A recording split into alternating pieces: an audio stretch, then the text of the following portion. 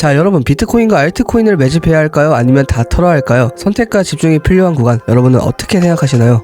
안녕하세요. 아빠는 왜 코인 안 했어입니다. 현재 3월 16일 일요일 영상 시작하도록 하겠습니다. 다들 반갑습니다. 자, 그래서 오늘 비트코인 어떻게 움직여질 것인지, 앞으로 어떻게 할 것인지 알려드리도록 하겠습니다. 일단 첫 번째로 시간봉 단기 움직임이 중요합니다. 왜냐면은 단기에서 이제 단기가 또 쌓일수록 장기에 대한 추세가 만들어지기 때문에 단기 움직임이 현재 가장 좀 중요하다. 그래서 여기에 대한 이제 패러럴 채널을 한번 그어주고, 지금 현재 평일 채널을 보시면은 위에서 놀아주는 결과와 아래에서 놀아주는 결과가 있습니다. 그래갖고 중단값에서 계속 뭐 지지를 받거나 아니면 뭐 저항을 받거나 이런 구간들이 계속 발생이 되는데, 현재 1시간봉에서 삼각 수렴을 돌파가 일단 나와줘야 합니다. 제가 여기 노란색 박스 여기 잡았던 구간이 있는데, 여기에서 계속 하방 지지를 계속 받고 있어요. 한 번, 두 번, 세 번 이렇게 계속 지지를 받는 구간에서 만약에 밑으로 뚫리게 된다면은 여기는 조금 손쉽게 뚫릴 수 있습니다. 왜냐면은 수렴 이후에 그려줬죠. 그래갖고 늘어지고 나서 하방 이탈 후에 약간 이런 그림으로 가서 여기를 한 번 더 테스트 한다거나, 그러면 평행 채널에 대해서 조금 깨지고 채널을 한번 깨고 가는 그림이 나오거나, 채널을 깨고 추가 하락이 나오는 그림이 나오기 때문에 이렇게 되면 안 됩니다. 그래서 이 영상을 올릴 때 이제 변화가 조금 나올 수 있는데,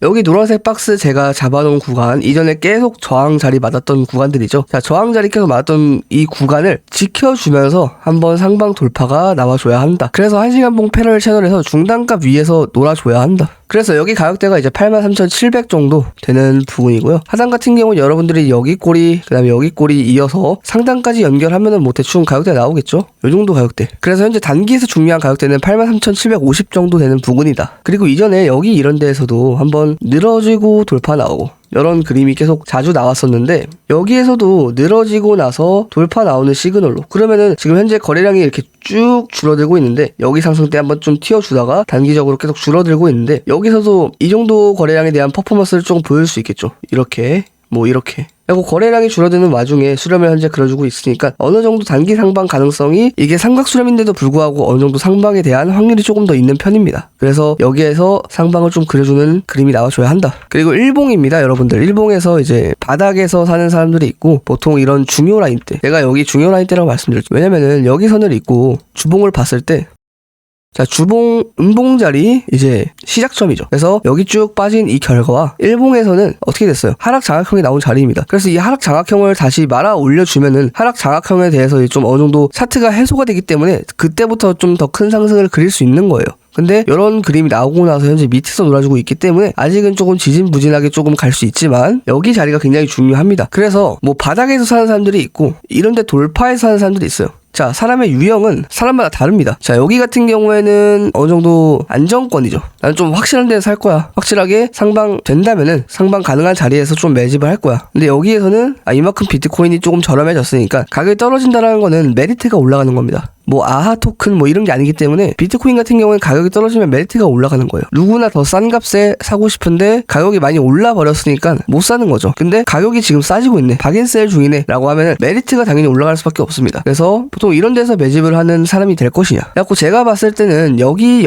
구간 두 군데다 매집 자리다. 그리고 여기 지지대가 만약에 여기까지 좀 하락을 본다 하더라도 어차피 여기 구간에서는 이제 매집이라고 조금 생각을 합니다. 추가적으로 이탈되면은 그때 손절 나가면 되는 거니까. 비트코인은 예를 들어서 여기 하단까지 빠진다라고 가정했을 때 마이너스 23% 정도 나옵니다. 근데 알트코인들 같은 경우는 이 정도 빠지면 한 40%, 50% 나오죠. 그래서 확실히 비트코인이나 이런 코인들이 조금 더 리스크가 적을 수밖에 없습니다. 시가총액이 높으면 높을수록, 인지도가 좋으면 좋을수록 당연히 리스크는 줄어드는 법이에요. 그러면 여기에서 만약에 매집을 했다 쳐요. 이 현재 지금 자리에서 매집을 한다면은, 자, 최고점까지는 플러스 29%입니다. 자, 여기 손절 라인 이 정도까지 빠지는 데는 23%밖에 안 걸리는데, 자, 최고점까지 가는 데는 30% 정도 수익이 나와요. 그러면은 현재 자리에서 여러분들이 생각을 하는 겁니다. 이렇게 돼서 여기 하단권을 가는 게 빠를까? 아니면은 그냥 여기 상승을 해서 상단권을 가는 게 빠를까? 저는 상단권을 가는 게 빠르다 생각합니다. 왜냐면은 여기에서 이 횡보권이랑 여기에서 횡보권이 달라요. 여기에서는 거의 한 8개월 이상 좀 횡보를 해줬고, 여기 같은 경우에는 현재 지금 3개월 정도 됩니다. 그럼 이 기간적인 횡보가 아무래도 더 두텁게 자리 잡고 있기 때문에 이탈보다는 상방에 대한 확률이 더 높은 거예요. 그리고 여러분들이 모르시는 분들이 있는데, 선물하시는 분 중에서 숏을 좋아하는 사람들이 있습니다. 숏으로는 크게 먹을 수가 없어요. 여러분들도 매매를 하시면서 아시겠지만 숏 배팅에는 어느 정도 한계가 있습니다. 그래서 만약에 지금 상방을 본다라면은 이렇게 빠지는 것보다는 상승으로 올리는 게 더 쉽다. 그 다음에 위에 매물대가 훨씬 더 적기 때문에 확률적으로 높을 수밖에 없다. 그리고 중요한 두 가지 하락 추세가 있습니다. 자, 여러분들이 뭐 대충 아시겠지만 첫 번째는 여기 하락 추세죠. 여기 하락 추세를 뭐라고 하냐? 최고점 찍어주고 내려온 하락 추세. 그러니까 최고점에서 이제 시작되는 하락 추세고, 그 다음에 두 번째 하락 추세는 여기입니다. 여기 같은 경우에는 어떤 하락 추세냐? 이제 한 번 하락이 나오고 두 번 하락이 나오는 이런 자리잖아요. 근데 여기 같은 경우는 지금 패턴이 어느 정도 만들어졌단 말이에요. 하락하고 나서. 그래서 웨지 같은 패턴을 그려주고 있기 때문에 웨지 하락 추세에서 이제 상방 돌파가 나와줘야 한다. 그 다음에 아까 제가 시간봉에서 봐드린 이거 있잖아요. 그래서 첫 번째로 1시간봉에서 평행 채널 이제 돌파가 나와줘야 합니다. 이게 첫 번째. 두 번째가 웨지에 대한 이제 추세. 웨지 추세가 돌파돼줘야 한다. 세 번째, 고점에서 내려오는 고점 하락 추세가 돌파돼줘야 한다. 근데 첫 번째는 뭐 그냥 돌파가 될 수 있어요. 그래갖고 요거는 별로 필요 없고, 두 번째 웨지 추세가 돌파되었을 때 거래량이 엄청나게 튈 겁니다. 그래갖고 거래량이 튈 때 상승으로 좀 전환하는 시그널을 남겨줘야 해요. 그래야 상승의 파워가 조금 세게 나오면서 여기 3번 고점 하락 추세까지 그냥 손쉽게 뚫리게 됩니다.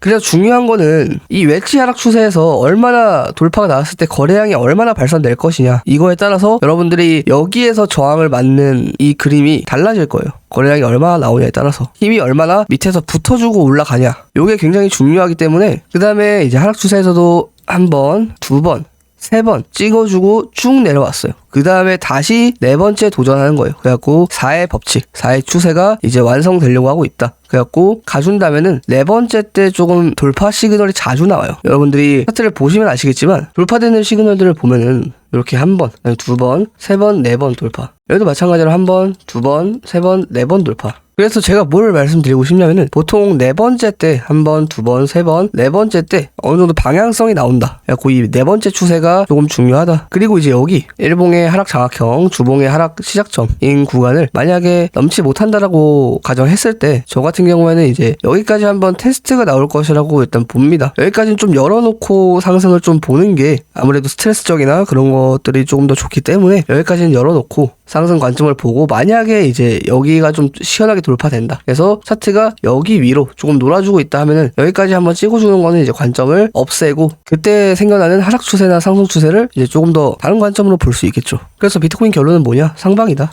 자, 트럼프가 이제 암호화폐 시장 혼란을 야기한다, 뭐 이런 말들이 좀 많이 돌았었는데, 트럼프 이제 행정부는 비트코인 전략 비축과 증권거래위원회의 규제 완화 등 친암호화폐 정책을 선언했다. 하지만 초기의 기대와 달리 웹3 산업은 높은 변동성과 유동성 유출 등 혼란에 빠졌다. 최상의 시나리오를 미리 가격에 반영했기 때문이라는 분석이 지배적이고, 이제 미국 정부의 대규모 비트코인 매입 기대가 실제 실행 없이 구두 약속에 이제 그쳐버렸다. 그래서 투자자들은 뭐 차익 실현도 있겠지만 뭐 실망 매물이 나왔다고 할 수 있겠죠. 그래갖고 매도를 쳤다. 자, 블랙락 신규 2,500만 달러 수표로 비트코인 매수했습니다. 그래갖고 84,000달러를 이제 적극적으로 돌파하면서 85키 부근에서 계속 거래가 되고 있는데, 최근에 두려움의 대부분은 분명히 이제 관세 전쟁, 관세 얘기 많이 나왔었죠. 그래갖고 관세로 인해서 발생했지만 이 시점에서 관세 관련 뉴스는 별로 효과가 없어졌어요. 왜냐면은 여기 어찌됐든 악재로 발생되는데, 악재든 호재든 시간이 지나면 어느 정도 해소가 됩니다. 그래갖고 지금 좀 해소가 된 시기고, 그래서 효과가 별로 없죠. 그래서 비트코인 같은 경우 8만 달러를 여러 번 테스트했지만 하락하지 않았고, 이는 차트적으로 좀 많은 것을 의미한다. 자, 골드만삭스가 암호화폐 확산 인정했습니다. 골드만삭스는 17년 이후 암호화폐와 블록체인 관련 언급을 이제 피했지만, 최근 비트코인 급성장과 도널드 트럼프의 행정부 암호화폐 정책에 따라서 월가 분위기는 이제 바뀌고 있다. 근데 이제 이런 분위기가 바뀌는 것보다는 골드만삭스 측에서 어떻게 행동을 조금 하는지도 중요하겠죠.